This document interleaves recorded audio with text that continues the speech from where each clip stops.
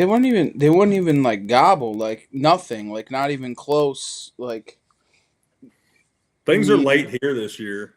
They're a lot later this year than normal. that's good to hear, honestly. And we can talk about it. Actually, we'll start off with that. Where Give me where one. are where are you? What's your home base? Asheville, North Carolina. Okay. So I'm all the way west. I'm 20 minutes to Tennessee. Wow. All But right, Matt, guys. Oop. sorry, No, go you're ahead. good. No, you're good. We can edit all this. It's not a big deal.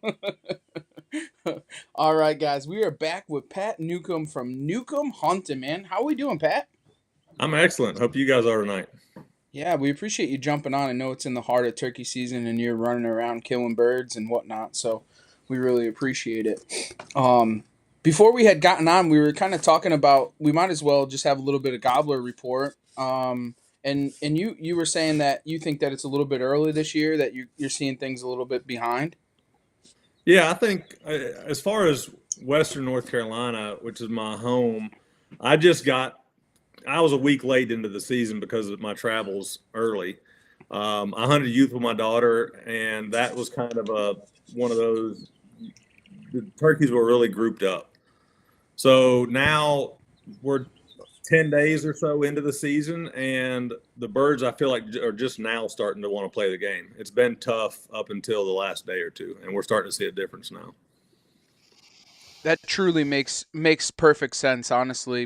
And we were talking off air before we got started was when we had just come back from Maryland, and it was just like, that typical early season. You'll hear them gobbling in the tree, and then once they hit the ground, a couple gobbles, and then it's virtually for the rest of the day. You don't really hear nothing, and it's been tough. It's been super tough. And that's typical when they've got the hens with them. They don't have any reason to gobble to us, and when they're chasing them around, you might get a gobble at 9, 10 o'clock in the morning, which is that mid-morning gobble. But we hadn't had much of that in the youth season, and the last, I'm telling you, 36, 48 hours around here, it's starting to really heat up. We had gobbling all day yesterday, and I actually chased one bird yesterday from 7 and killed him at 7 in the afternoon. Called one bird in 5 times. I got a real cool story on how I killed that one. Come Something on, I've never take it, done take it, before. take it right into it. Don't beat, man. I want to hear about this. All right, so for those of you that don't know, I'm fairly experienced in turkey hunting. I like to consider myself pretty good at it. So the night before, I had one of my best friends coming up to hunt with me. He does a lot of shows with me, Ryan, and his son, who's never killed a turkey. And my goal was to get him on a bird. So I went to one of my sweet spots that just produces every year, time and time again. And the evening before, when you roost a bird and you can set up 64 yards from him, I like to call that a grand slam usually. And the way this situation worked out is a big bowl, and I could only set up on one side or the other, so I had to choose. And I chose the side that I didn't have to walk underneath the bird with 3 of us. And we had a better spot to set up, putting the double up with a kid and everything. And the only thing I think in my planning that I didn't anticipate for was fog, because I didn't know it was going to be so foggy that morning. And I put a couple decoys up behind me, which I used because it was so open. I use decoys when it's open if I know that farm hasn't been worked with decoys before. And the bird flew down, and it was just so foggy, I don't think he could ever see us. I could barely get him in a camera at 70 yards. And to make a long story short about it, we chased that bird all morning, and we got him fired back up the second time we actually called him in, about 10 o'clock. And he came into 50, 60 yards and just never offered us a shot.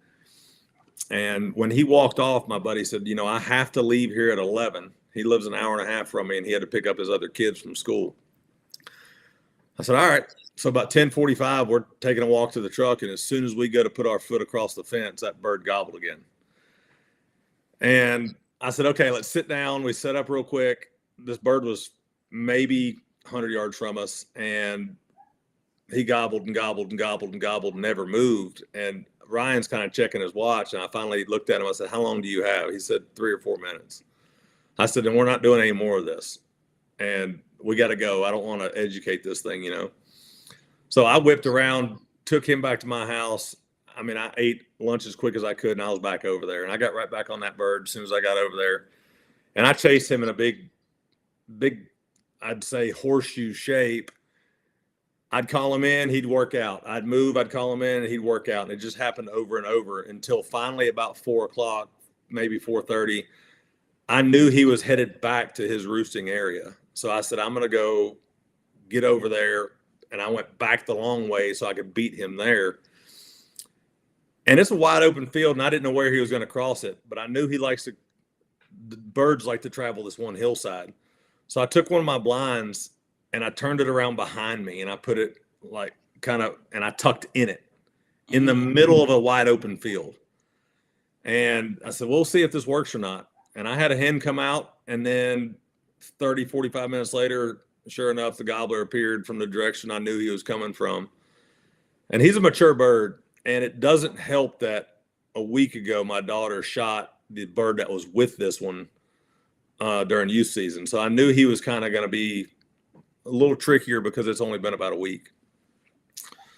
So when I watched him walk by at 71 yards from me, and I didn't know what to do at this point because he kind of headed up the hill and he was going to go to his roosting area. And it was still a couple hours until that time.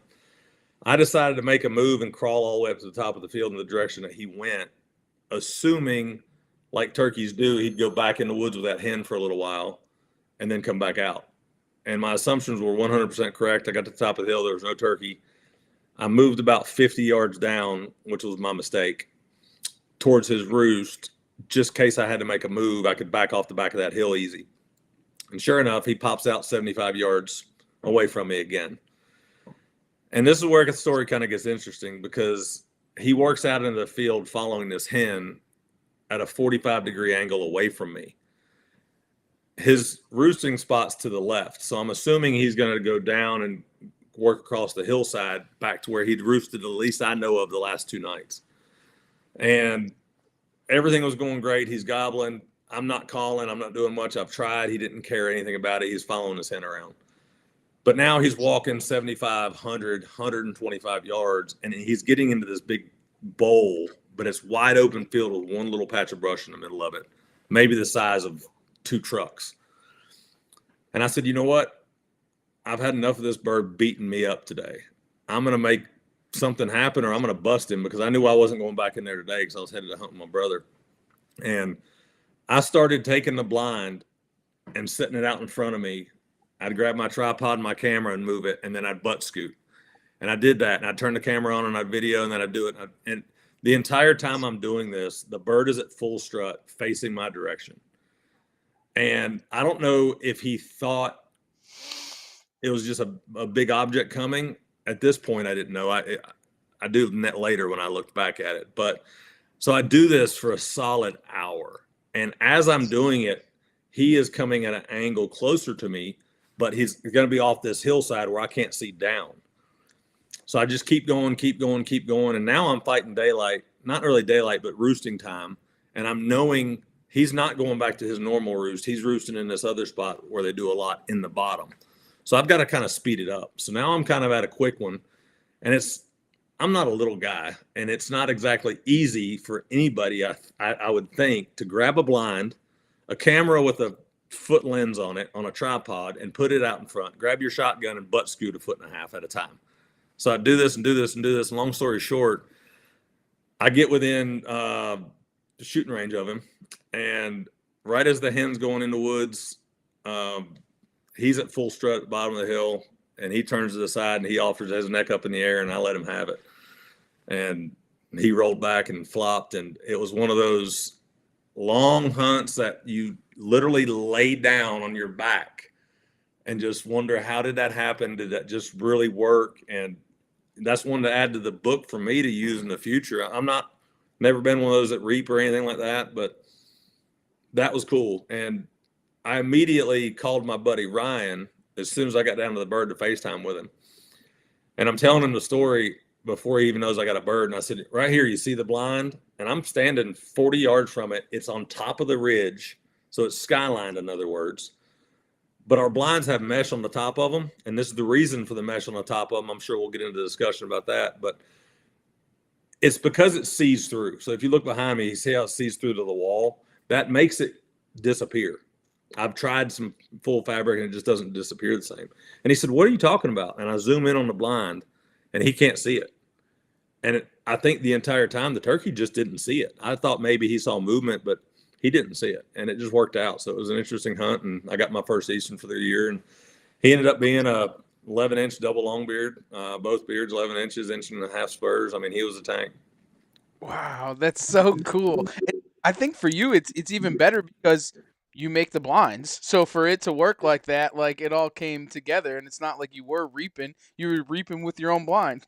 And I think that, I had used it in a sense to that before, but never on a bird strutting in a field that close. And to your point, I think that's what made me do it, was just knowing, hey, I got to test this out, whether I bump this bird or not. I've got cameras running. I can maybe show some people. I'll probably throw an Instagram reel together, hopefully tonight, and get something on for tomorrow to give a little sneak preview of it. But it was awesome and it worked. So if it didn't work, I would have still been like, okay, that was fun to try. But I've done it with other animals. I've done it with caribou and muskox, and it worked there. So I figured, why not try it with this one? Well, why don't we break right into it, man? Why don't you tell everybody who you are, where you're from, and a little bit about what you do, Pat? So I am Pat Newcomb, live in Asheville, North Carolina. Married, my wife Robin. A lot of people met her at some shows. We got 2 daughters, 12 and 14. My oldest is an avid hunter. She's been turkey hunting with me since she was 5, and she's probably killed more turkeys than most grown men. And she dreams, sleeps, and thinks about turkeys almost as much as I do. So great family life. Kids are into sports and, your typical stuff like that. But as far as myself and my background is, we moved to the mountains when I was young, and my dad was a Kirby guy, sold Kirby vacuum cleaners. So I grew up in sales and knew a lot about sales, but never followed down his path. And I actually ended up leaving college a year early because I had a professor kind of going over, you need to know what you need to do for a living. That's what we're doing this semester. And I literally walked up out of her classroom and went to my football coach and told him that I'm leaving school because I know what I want to do for a living. And it wasn't Newcomb hunting. I had taken a job cutting trees to stay in shape for football. So I saw the potential in the Asheville area, and looking back, I'm glad I did it when I did, because that's probably what made my tree service thrive. So I opened a tree business when I was 22 years old in Western North Carolina, and to this day, it's the largest tree company in the Western North Carolina. That's, not your government power line trimming companies. So that's what kind of got my life going in the work industry, and I've ran that for 18 years now. But about 5 years ago, I decided, not because it was a family problem or anything else, but I decided I was going to sober up, and I did it completely on my own without doing any classes. And because I had so much free time on hands, it turned me alcohol a little more than I should have been. And it was one of those situations, it was like a light switch. If I turned it on, it was on. And if I didn't want to drink, I could go without it. But when I drank until the refrigerator was empty. And I gave it up. And the reason I went with that part was to let you know, is because of that is why we have Newcomb hunting today. Because once I gave that up, I had this free time, and I had a mind like nobody else, is just wandering on what do I need to do with this extra time. And it is because my tree company was running so well that I didn't have to put 40 hours a week into it anymore. So I had that time where I could go in and get the guys going, and then I'd be there in the afternoon when they got off. But I had that 6 hours in between that I wasn't filling every single day. So I took that time and decided I was going to make something that I wanted. And it was a quick, mobile, lightweight ground blind that you can adjust the height by the width. You can just run and gun style hunt with it. Because I'm in the mountains, and everything I bought would either set up at a wrong size, or you had to get a big hub blind, or the windows were too tall, or the screen was too short, and just nothing worked for me. So I was making myself a blind. I wasn't trying to make a company. And once I kind of started down the rabbit hole and made one, and people saw it and they wanted it, I was just running a couple blinds. I didn't have more than 3 or 4. And I wanted them so bad. My prototyping at the time cost me about $1,500 a piece, and it was worth every penny to me because I had what I wanted. And as that grew and people wanted it, I decided I'm going to do a search on this, and I did a full patent search, and I ended up with a full utility patent on my blind, which, means there's nothing like it on the market.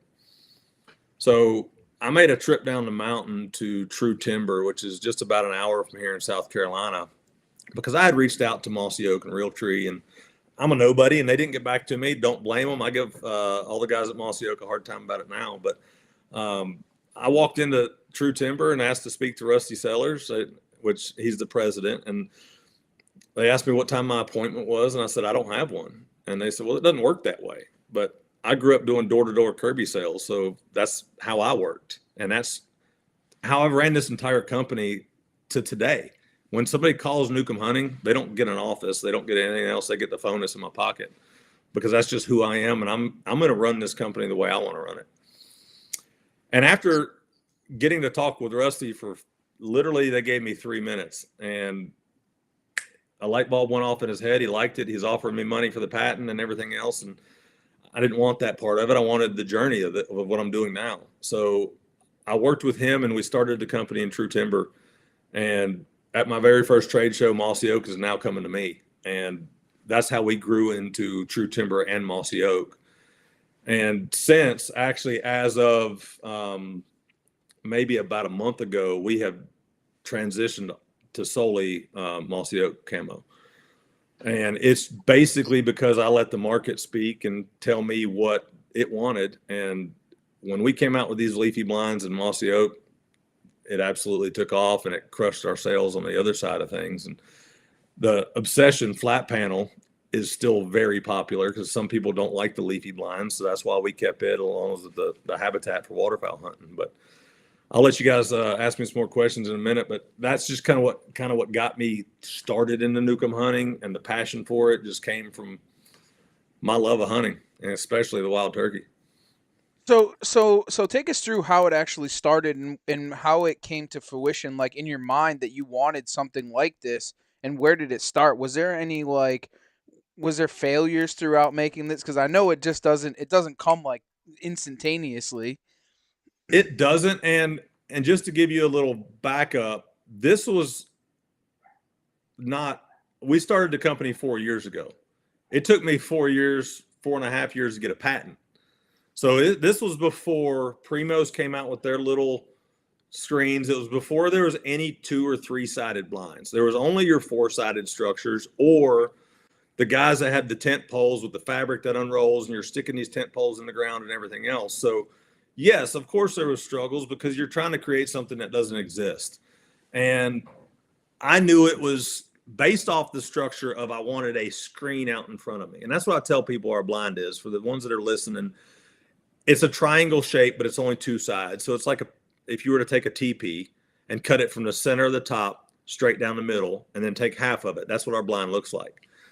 And yeah, struggles are real, especially when you know nothing about fabric or anything else in that entire industry. I mean, I'm playing with bed sheets. I'm playing with anything around the house, blankets, whatever it may be, just to try to get the shape of it. I didn't know it was going to adjust and do all that kind of stuff. It just happened to fall in together because of the parts that I used to prototype on my own. And once I got, okay, this is the shape of it, it actually didn't have the windows or the top peak. And the reason you see blinds like that on the market today that don't have the top that mine has. And the reason I've added that, and people ask me, why do you have that? It's so awkward. You might have to shoot around it or whatever. And exactly to the point, yes, our blind is made to shoot off the sides or through the windows. So you are going to shoot around it, but you don't tuck in it. You push it out in front of you and use it like a screen. And the reason for the top of it is because when you sit in it, you guys can see this tree behind me through the blind. It's camo. It's camo all the way through it, but it's a mesh, and then it's solid on top again. That helps it blend. And the reason for the top point is bow hunting and your head. I don't care what blind you have. If it doesn't have a top on it, your head is sticking above it because you have to see. And when you go to draw, so is the top of your bow.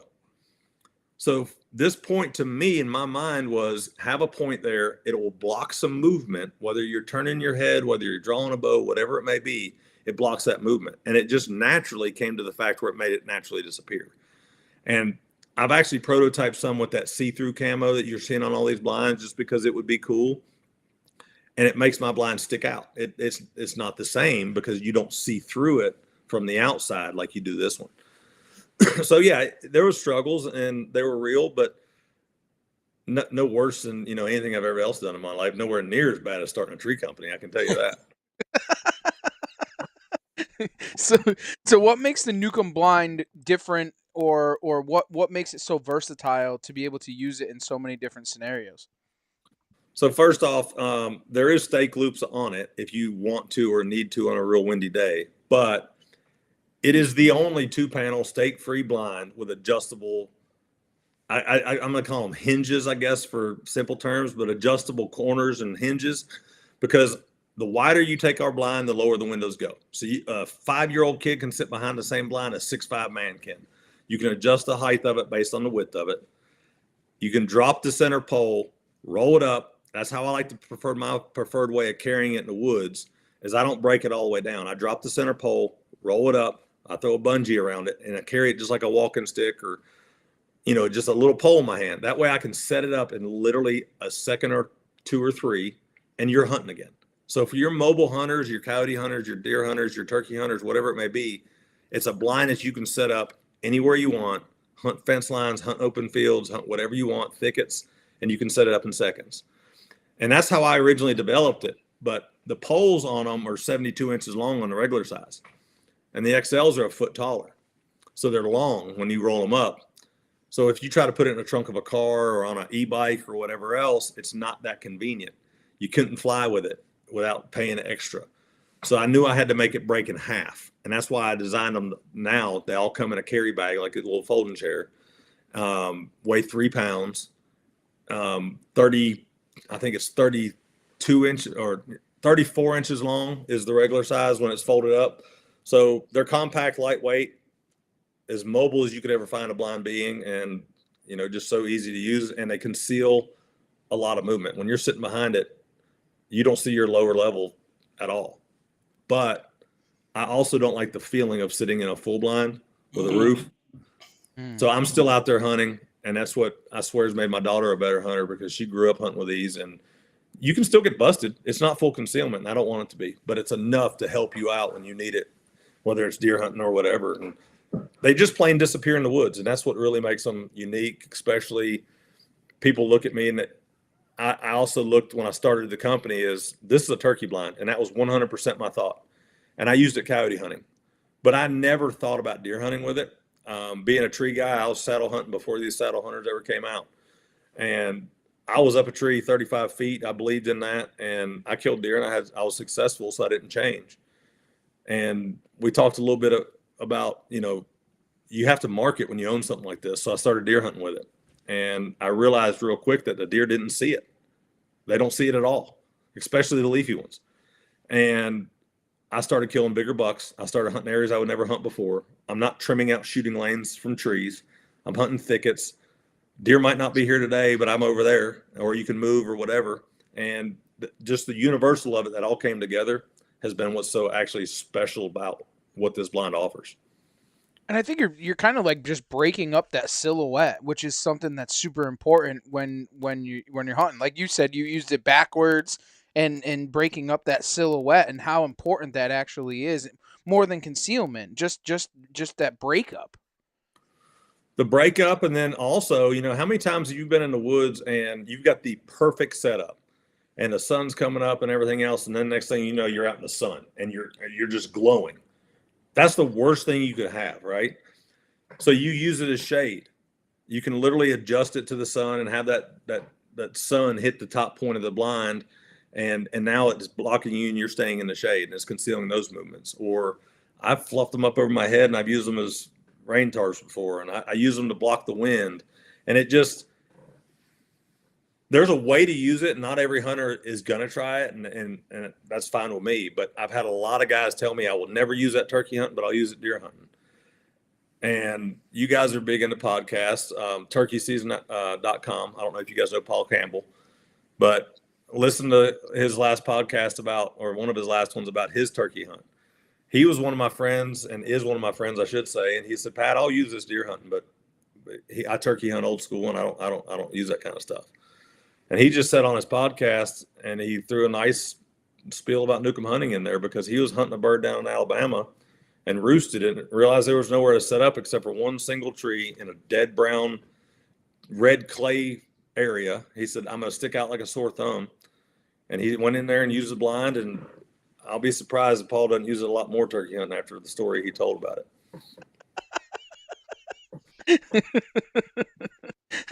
Once you get it, you get it.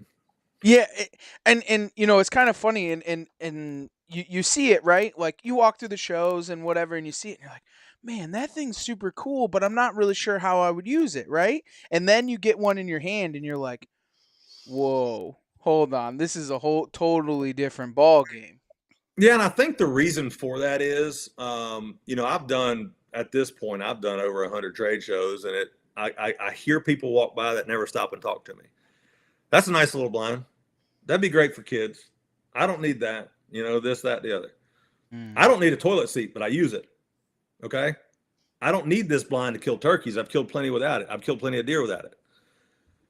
There's something about it once you start using it and you realize, just like yesterday, I have a bird at 45 yards and I am completely not careless about my movement underneath my nose because I know he can't see me. So how many times have you been sitting there with a shotgun on your knee? And I'm talking turkeys because it's turkey season. That's all I can think about right now. Right. But you're sitting with a shotgun on your knee without a blind, and that bird pops up at a 45 to your right. And you've got to swing on it and you bust the bird or whatever. If anybody ever hunts with me or watches me hunt now, I guarantee you my hands are on a camera, my gun's on the ground until that bird's at 20 yards. I don't care if I'm in a wide open field or the woods because I sell film a lot. I'm not worried about my movements. And if that bird's coming from my far right and I got the blind on my left and I hear him coming, it's stake free. So you pick it up, you slide it around, you shift around and you're set up again. And that's where I was going with this story is, no, I don't need it, but it's handy. It's convenient. Once you use it, you will realize if you forget it, you might turn around and go back and get it because it is that useful in so many different ways. And I hear a lot, yeah, it's for kids. It is 100% great with kids. It is great with kids. But how many adults do you know right now that walk in the woods and put their phone off and don't look at it all morning? Or don't take a cup of coffee, or don't take any food, or I don't know, do you use calls? Do you move? Nobody sits perfectly still. And how many times have you been hunting and a bird just shows up out of nowhere, or a deer just shows up out of nowhere? I had a buck last year show up at 18 yards straight in front of me. I never knew it was there. Broadside, nothing between me and him. I've got a crossbow sitting a foot to my right. And I killed that buck. He didn't take another step from when I first saw him to I shot him. And we all move in the woods. And if you don't believe in it, don't use it. But if you believe in any kind of cover, give it a chance. At least get on Instagram or something and watch some videos on it and see how that works. Well, it's kind of crazy, and what kind of brings it to my mind is I've guided with, I had a handicap gentleman that had been with us, and he's, running and gunning, right? Like, I'm a very run and gunner turkey hunter, but I then realized, I didn't realize how bad it was that he couldn't walk and this, that, and the other thing, that he really needed to be in a blind and holding still because we would call a bird in and just couldn't hold very still. And I've never hunted out of a 4-sided blind, and not for turkeys anyways. Not like this. And we literally set the thing in the middle of the field and we had a bird literally brush up against it. And I'm like, but it's in the middle of the field. It doesn't make any sense, right? And then when I had seen the Newcomb, I'm like, hold on. You virtually have a 4-sided blind, but it's just in front of you. If you set up properly, you literally have a blind and you can do just about anything you want to do. Well, and the reason for being able to take a blind like that and put it out in the middle of a field, and the reason turkeys see so well, a turkey can see you wave your hand at 400 yards, is because they don't see 3D, right? So that's why sitting here on a podcast, you see every movement that somebody makes because we're seeing a flat picture. So that's how a turkey's vision is. So that's why, anything you do, they see it just like that. But they don't notice when you put a blind out in the middle of a field overnight and it wasn't there the night before. So, and yes, to your point, it is like that just out in front of you. And then we, have a lot of people that sit side by side while you're hunting. So we would take two blinds, we'd put them side by side. And that's how I grew up hunting with my daughter. And when you put them side by side, you've got an open V in the middle of them.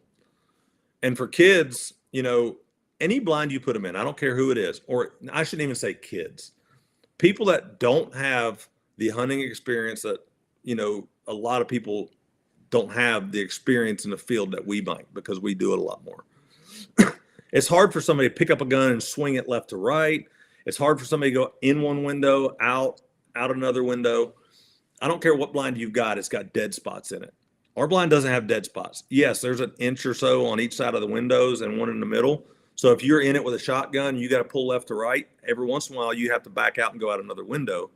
But that's where I tell people you shove it out in front of you so you can swing behind it and you're not pulling in and out of the windows.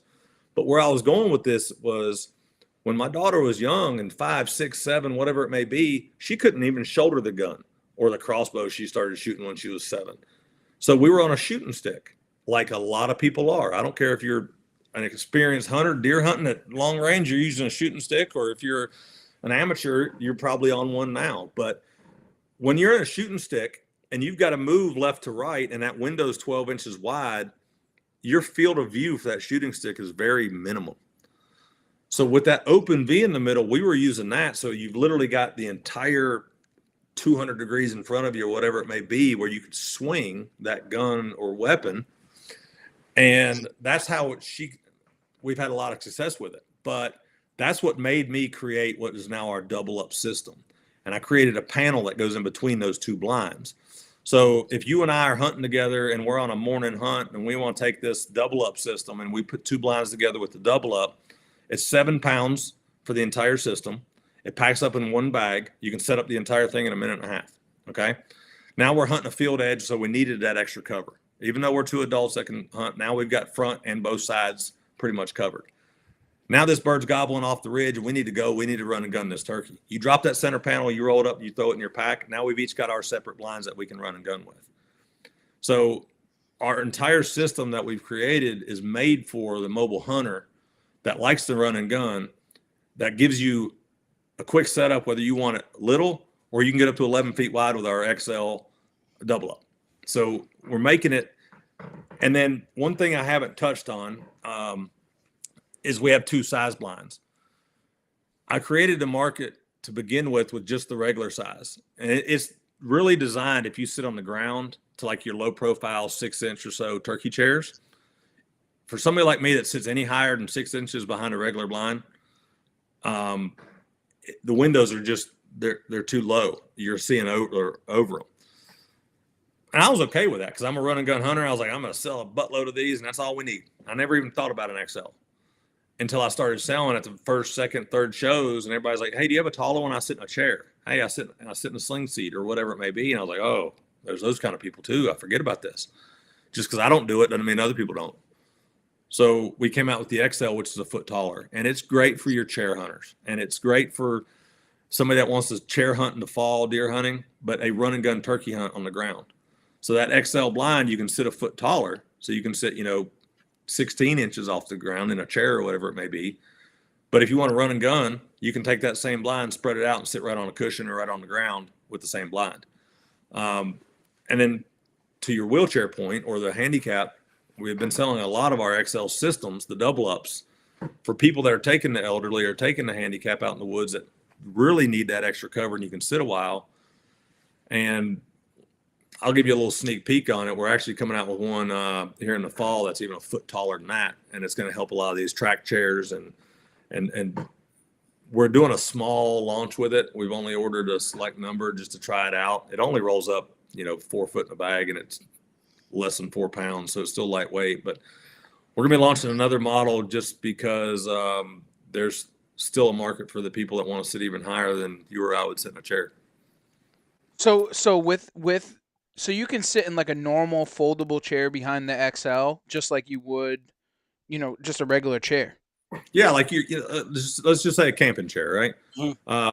Those are perfect. Now, some of the chairs, like, and I don't think you'd run and gun with this kind of chair anyhow, but when you think of your big tower deer stands and these chairs that they make that raise up and down and lean back and rock and all that, for me, those are a little high.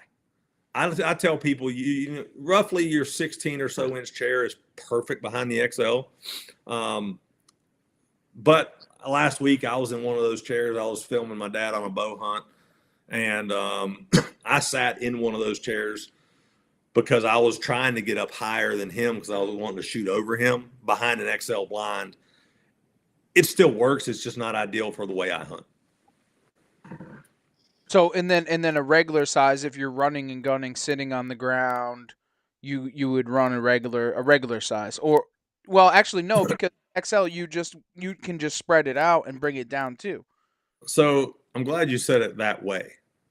Because yes, I would run the regular size because I never sit higher than 6 inches off the ground. This is a situation where bigger is not better, in my opinion. And here's why. What you just said is when you sit on the ground, what? You just widen it out. And yes, you widen it out and you sit on the ground. So if you do both, it is ideal and it's perfect. If you just want one blind, the XL is the one for you. I think differently because the regular size is narrower when I'm sitting in that level on the ground. The XL, you have to spread it out a foot wider. So it's harder to tuck into brush. It's harder to tuck into tight places. And sometimes there's little trees and stuff in your way. I mean, we're in the woods. We're not out there with clippers clipping stuff. So the XL is a foot wider. But I didn't know my nephew was going with us this morning. I had 2 regular size blinds in the truck, and my brother shows up with my nephew to hunt with us. So I hunted all day today with a XL on the ground just fine. It works just fine. But if I had to pick one just to sit on the ground with, it'd be the regular size. If I had to pick one to sit high, it'd be the XL. High and low has to be the XL. That's cool that it's versatile like that. You know what I'm saying? And then if you have a regular and you have a little bit taller of a chair, do you just put it out a little bit further and it will still kind of like cover you up, or You can, but when you do that, your eyes are above the windows, right? which is fine because with these blinds, you're going to shoot around them as much as you're ever going to shoot through the windows anyway. So there's a lot of people doing it. I see pictures and people post up all the time, and I've seen people, oh, he's in a taller chair behind a regular blind. Yeah, you're just not going to be able to, if you're going to shoot through the windows, you'd have to kind of duck down a little bit to do so. It's just not ideal is what I'm trying to tell people is Right, if of course. I could choose, that would be my choices. And the good thing is we're in America. I'm a pretty cool company. You can choose one or both. So you can choose. The Right. reason, yeah, no, of course, I love it, and the reason I say that is just so people that are listening and they're thinking of, okay, how do I hunt, or what one should I go with, so that they have the right taste in their mouth, what they want to go with. Yeah. And, if you've ever got any questions about it, I am trying to grow, and we haven't done it yet this year because I'm getting all the content, and I'm trying to grow that side into the YouTube channels. I'm going to be a lot more educational on there. But we have a lot of feed right now, especially Instagram's our main platform. A lot of it goes to Facebook and TikTok as well. But if you're going to actually communicate with me, it's better off on Instagram because it is the one I check the most.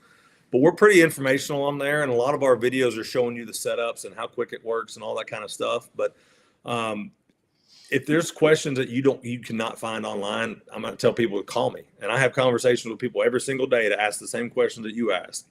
And I'll sit back and I'll hear your hunting story. It's not about selling a blind to me. I mean, we'll talk about it and we'll get you the right blind. And wait until June, though. Just wait until June, until after turkey season's over, though. I was on the phone with a guy from the NWTF yesterday while I was sitting in the middle of that field backwards in the blind with that hen at 30 yards, just sitting there having a conversation because actually I ended up making a pretty big sale with the NWTF with these. It's going to be something cool we're doing this year too. But that being said, is I'll answer the phone, and if I can't answer it, I won't. I'll call you back, but you won't have a problem getting a hold of me. I mean, hey, that's dedication. If you're in the turkey woods and you're still trying to have a conversation with with customers, I can't that's tell my wife I'm working if I'm not, you know. good man. Hey, Good. 1,100 blinds came out of that call. It wasn't too bad. Uh, hey, it was worth it. It That's was what. worth. And you killed the turkey. And I killed a turkey. And the best part was my oldest is on her school trip, and she left yesterday for Washington, D.C. for, 4 or 5 days. And my youngest had something going on last night. So my wife texted me about 3 o'clock, and she said, can we get dinner tonight? We don't have kids. And I just kind of like did a real soft, like no response for a little while because I knew this bird was coming, but I didn't know when. And so finally about 4:30, I said, it ain't, this bird's at 80 yards. If it happens quick, maybe. And I sent her a picture of the turkey. And finally there about 6 o'clock when I realized I'm not going to make dinner, I said, babe, hopefully I'll at least come home with the bird, but we're not doing dinner tonight. And she's pretty understanding. She's been with me long enough to understand what spring is around the Newcomb household. Is there like is there any words of wisdom as far as balance between hunting and home? Well, there's two ways I'm going to put this. If you're in a new relationship, do not start off wrong. Go hunting when you want to hunt. Go ahead and establish that is that important to you and is going to be part of your life. Don't try to sugarcoat it and go the other way around because it's hard to come back from. Yes, there is balance, but what my family at least understands is when dad's home, he's home. I now work from home when I'm not on the road doing hunts or trade shows. But for instance, like trade show season, it's January to end of March. I'm on the road. When you do trade shows, you're setting up the show the day before, so Thursdays, and you're working it all weekend. I drive through the night most of the time, Sunday nights, and rest up Monday. You're loading the trailer on Tuesday. You're getting your jobs done you need to do Wednesday, and you're on the road again. So for a solid 2 and 3 months, it is very, very busy, and that rolls right into hunting season. So yes, I'm on the road a lot, and I hunt a lot during hunting season. But when I'm home, I'm home, and I mean that by now my kids understand. I don't know how many of y'all buy hunting stuff in June and July and early August, but there's not a lot going on in the hunting industry. So it's your planning, it's your getting stuff ready for the fall and orders for the spring and that kind of stuff. But I'm with the kids during the summer and I'm hanging out and we're going to the lake and we're having fun. And it's not just during the summer, I also work from home. So when it's not hunting season, I'm seeing them in the mornings before school and I'm here when they get off. And I'll take the extra 2 or 3 hours in the afternoon and do the work I need to do after they go to bed just to have that extra time with them. So I do a pretty good job with the balance of it. And I plan all my hunts as much as I can around the travel soccer schedule. So I'm home for as many games as I can. I miss a lot of games during trade show season, but that's because the shows are on the weekends. But for our life balance, it works out. My youngest, Adeline, probably has the hardest time with it because she doesn't hunt and she doesn't quite get the industry as much as my older one, Presley, because she's an avid hunter and she understands, turkey's gobbling, you got to be in the woods. Did you have something, Steve? I thought. Yeah, I did. I mean, we're backtrack a little bit back to like the use of the blind. Like, do you? And I'm sure this is a loaded question because it depends on the scenario. But do you find yourself when you set up, are you tucked right in there, like your feet are under the blind, or do you like kind of sit back a little bit to kind of keep your barrel kind of behind the window? 100%. I sit back. Yeah. I am never tucked in the blind, so I'm 6'2", and at no point can I ever sit behind the blind and my feet are, touching the front of it. Yeah. You should be able to sit completely legged out. And the best thing you can do is when you get in the woods in the morning, I carry a nice little short shotgun. I always have. But even if you've got a long one, you can't always sit 6 feet away from the blind, right? But you want to, just like anything else, practice with it at home, use it a couple times, take it to the range even. But when you set up in the woods, every setup, when you throw that blind out, and you'll understand the length of it. For me, the length is simple to explain. If I take my arms and have that blind at full extension of my arms, and then I lean forward about 6 inches and set it down.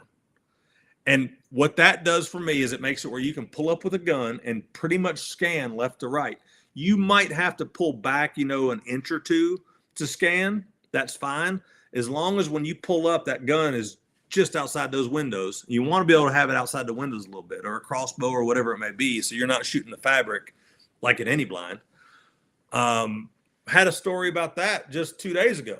I was gonna ask, how many stories have you gotten about somebody shooting a blind?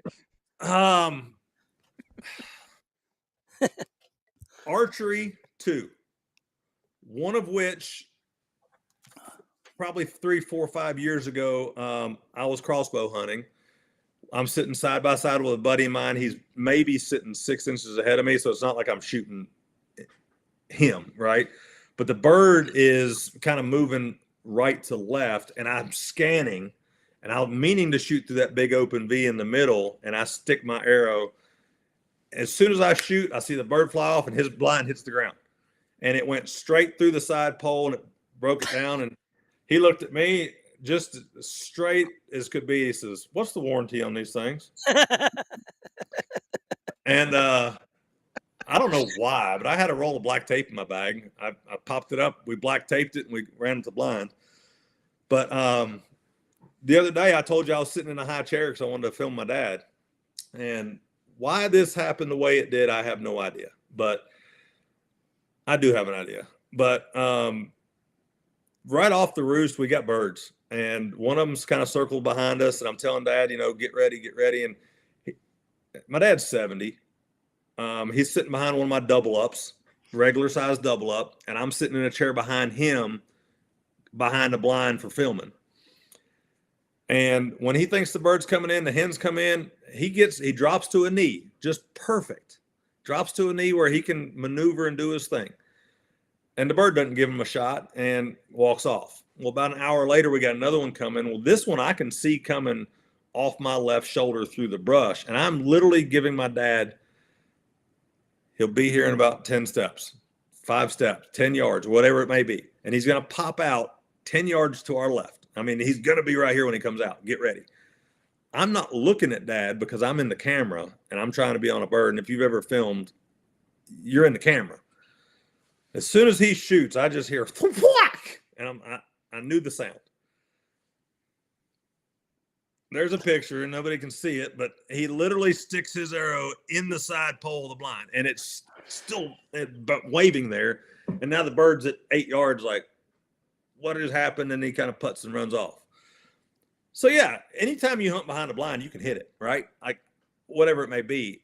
What happened with Dad was he didn't get ready on that setup like he did the first time. He decided, well, this is going to be easy. It's off my left side. I'm just going to shoot this thing from the chair. He's never practiced shooting from the chair. So that's what happened. But yeah, it can happen. I've never done it with a gun or even a crossbow, but I did it the one time myself. And I don't have a lot of stories of people telling me they've done that. I'm sure it happens. It's always a one-off, right? It's super common with archery hunting in any blind, really, because your sight picture's up here and your arrow's down here. So you see a clear shot, and not to mention you're blacked out because here's this buck or whatever, and all you're focusing on is that animal and getting a full draw, and there's nothing in the way, and you let it go, and you forget that arrow's 6 inches below your sight picture. Well, oddly enough, we've never hit the fabric. I've probably killed at least 50 turkeys with a bow behind the blind and never hit either one until that one I hit the pole. And I was going to say, oddly enough, my dad and I both hit the side pole, not the fabric, just the pole. I mean, that blind, Dad leaves it on the hill at his house. He stakes it down and he leaves it there for turkey season. It's still standing. I mean, we took the arrow out of it. It's still standing. It could use a new pole in it, but talk about indestructible. People ask me how long they last. And, these blinds will last you a long time. We give a full year warranty on everything when you buy it, parts, whatever it may be. If you have an issue with it, you call me and we're no questions asked. We're fixing it for you or sending you another one. And there's issues, just like manufacturing anything, you're going to have your issues. Don't call and cuss me if it happens. I'm sorry. We'll get through it and we'll get you another one. And most of them are great, but we've got double fabric in all the corners. They're nice rubber hoses that's inside there. Nothing is going to wear out on these things, except for you could pop a tent pole or something, and that's an easy fix if that happens to you. So just give it a chance and shoot straight. I mean, try not to hit it. I'll tell you another thing that you kind of touched on earlier. Like, they're so small, broke down. Like you made a comment earlier, like you're gonna like it so much that if you forget it at the house, you're gonna want to go back and get it. It's so small. There's no reason for it to like. It's not gonna leave my truck. Like it's literally gonna live in my truck the whole season because it takes up like no room at all. And exactly. And here's the thing: is whether it be deer season or turkey season, even if you go to a blind and you're going to sit in a full hub blind, it takes up so little room. Put it on your pack, put it in your pack, throw it over your shoulder. It's got a shoulder strap on it, whatever you want to do. Throw it in the floor of the blind, throw it outside while you're hunting. Because let's just talk deer hunting. And we know what happens in turkey hunting, but let's talk deer hunting. You're in your hub blind today. How many times have you sat in a deer stand or a deer spot, whatever it may be? You might be in your deer stand, and the deer are moving over there today. And you can see their legs coming in and out of the brush, and they're just over there today for whatever reason. Or you walk into your stand and the wind's wrong, right? Something is different. Grab the Newcomb, go set up. That's the beauty of it, is you can set it up same day and hunt. You don't have to take it out a month ahead of time and brush it in so the deer don't see it and all that kind of stuff. So to your point, yes, keep it in your car. If you go out of town, it folds up, it goes in your gun case, put it on the plane, carry it on the plane. They let you carry them on the plane. So there's no excuse not to have it. If you own it, I'd take it with me every time I go hunting, anything, whether I plan on using it or not. And you make a good point too. Like, mobile hunting is such a huge thing right now. Like, everybody knows you have to be mobile to stay on game. And blind hunters have never been known as being very mobile, right? They're usually set out way ahead of time, like just like a ladder stand. You put it up, it stays there, it lives there for the season. This is blending blind hunting and mobile hunting as one. 100%. And, when you touch on, they put it out there and leave it for the season, what's the reason for that? Is it the weight and all the stuff they got to carry out? You shake your head, yes, but it's not. They do it. 90% of people will tell you why they do it. Let the deer get used to it.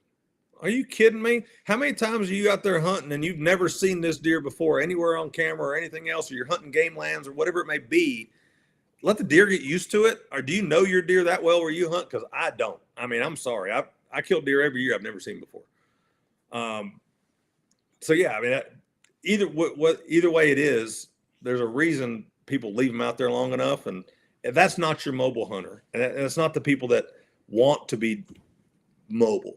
And where I'm going with that is you don't have to be a mobile hunter to use the Newcomb either, because I want you to remember the term, they just plain disappear, because that's what they do. And that's the beauty of it, is you don't have to leave them in the woods, which then enhances how long they last. They'll last you tenfold as long because you're not leaving them out there getting the weather.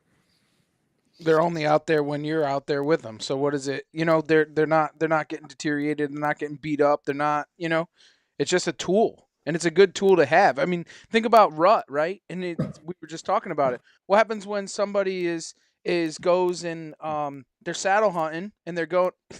Look how easy it moves. It's crazy. When they're saddle hunting and the deer are on, just outside, and they're running deer, a buck's running a doe 100 yards away. Just get down and grab the Newcomb and just run right over there. Like I could think of, as you're telling all these stories, I literally can think in my mind how many times that I would want it or I'm going to be using it. Well, I want to tell you a couple other things that, it fell to on accident. Somebody called me the other day and said, man, you should develop and put a shooting stick on top of it. And I was like, all right, let me tell you how to do that. You do the one pole breakdown, and I'm doing this live, so this is how long it takes.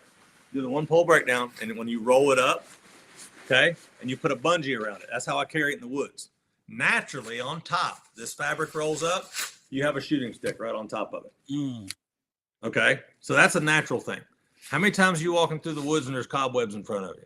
I'm holding my blind out in front of me. I never get a cobweb in my face. Now, turkey hunting. Back to that, right?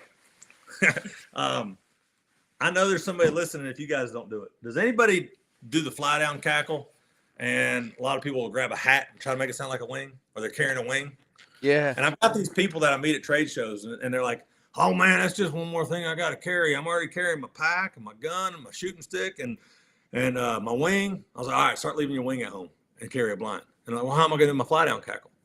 Now, this doesn't work on the leafy blinds because they're a different material, but on all my flat panel blinds, if you literally grab the blind, and I don't know how the audio is going to sound on this, but I grab the blind, there's nothing more realistic in the woods than that right there sound like a turkey flying down. If Do I'm that one more time. Bear, It sounded so good, I got excited.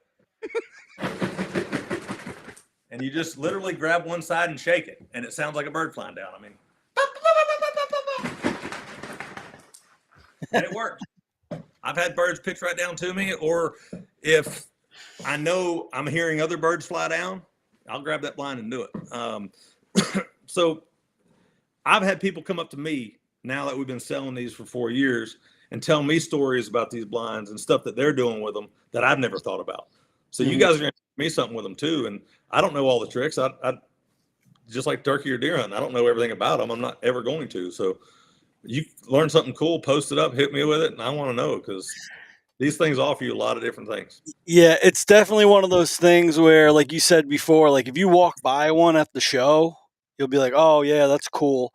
Until you spend some time with it in your hand and mess with it and like make it wider and see how that drops the front and narrow it and like play around with it, you start seeing like, oh, I can do this or this will work like this. And like, you know what I mean? You start figuring out the full potential.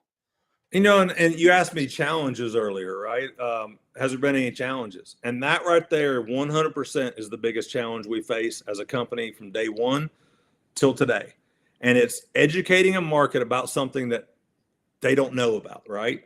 And this market is so big. Have you guys ever seen me at a show? Mm-hmm. Yeah. Oh, okay. Yeah. I'm sorry. You know, I'm not sure where I meet people, but you've seen the spiel I do, right? And I do that 150, 300 times a day, whatever it may be. And 100% what I'm doing is I grab the blind. And I haven't done a show in a month or so, but have you ever seen our blind before? And I got it in the bag. This is our blind, 3 pounds in the bag.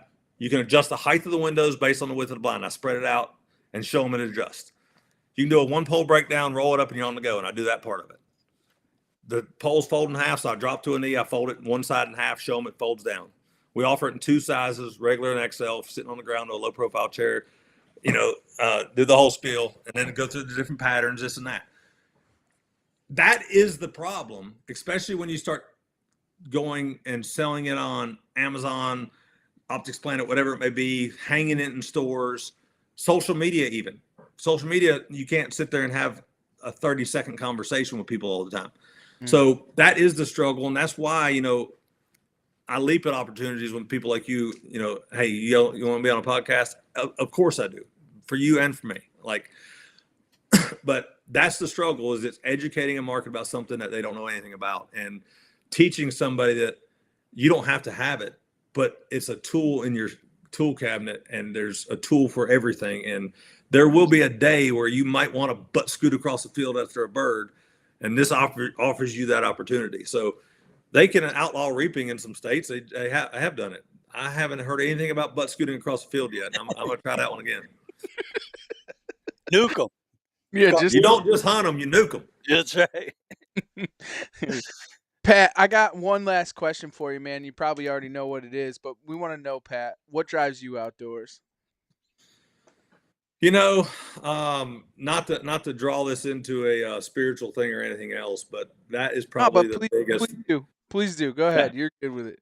That is probably, I shouldn't even say probably, that is my church on, you know, every day that I can be out there. It doesn't matter if it's a Sunday morning. If it's a Sunday morning, I can go to church, I'm going to, but you can have prayer. You can have your own time. You can have your time with God. You can sit there and I read the Bible app quite a bit on my phone in those slow times. And for whatever it is, the birds coming up and everything else, that just the outdoors brings more of that out of me. And I'm not the guy that runs around preaching the gospel to people, and that's not what I'm trying to do here. But to answer your question, that brings it to me. And then I like to consider myself a pretty good outdoorsman, and I like to share that with people. I like to take people hunting. I like to introduce first-time hunters. I've guided over, I guarantee it's over 500 turkeys. And I can't tell you how many deers have people first time with me. I love educating people in the outdoors and trying to grow our future in the woods. But at the same time, I have to have so many me days just to myself as well, you know. But the outdoors to me is just peaceful. It's relaxing, and it gets my mind in a whole nother place.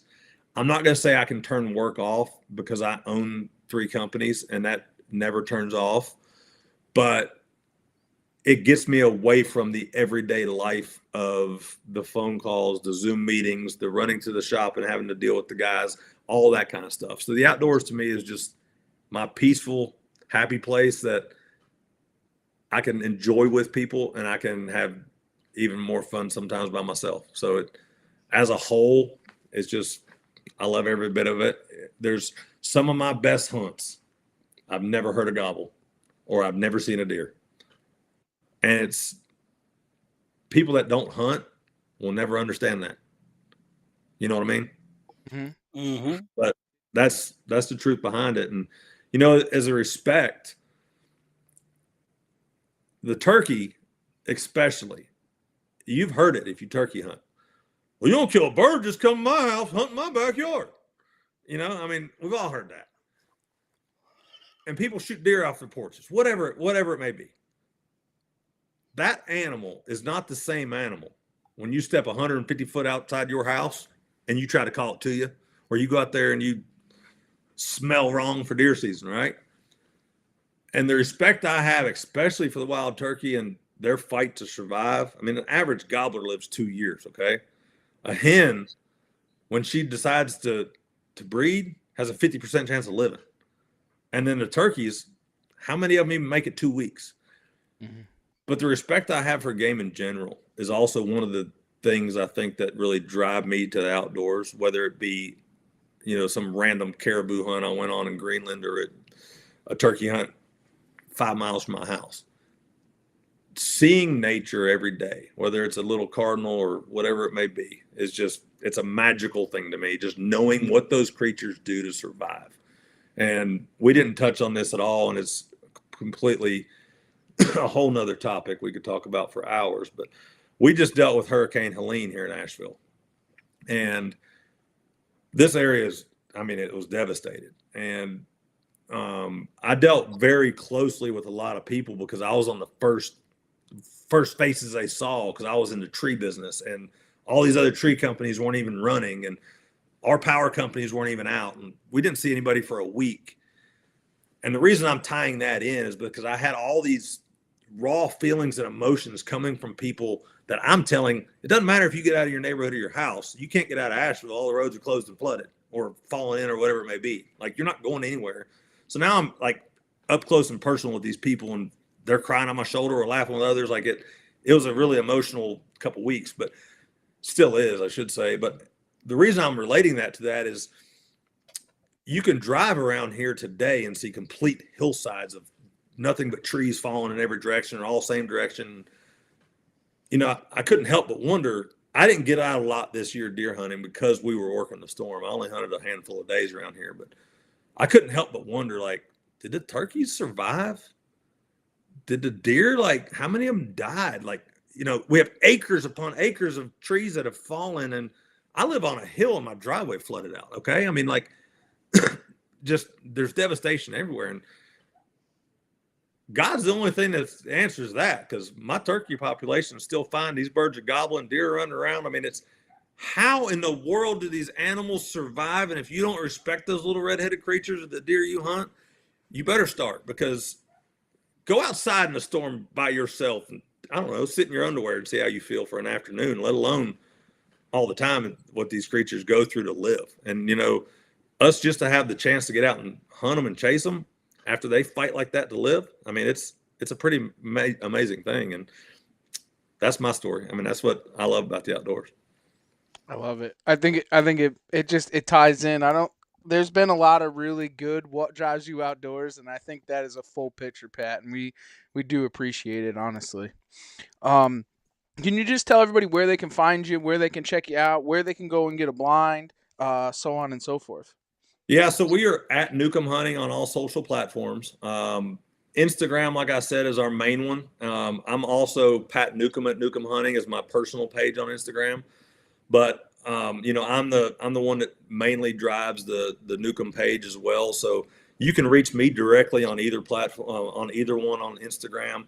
Um, but at Newcomb Hunting, and that's Nukem. It's not spelled like my last name; it's spelled differently. I like that Uh, play though. Yeah, it's a good Thank play. you. I do like that. And other than that, you can buy our blinds direct from us is at newcombhunting.com. But then we're also, I like to check and see if your local stores have them. We haven't got the dealer portal up online yet. We're redoing websites currently, and we hope to have all that up in the fall. But if your local dealer's got one, go check them out. We're in a lot of small town shops.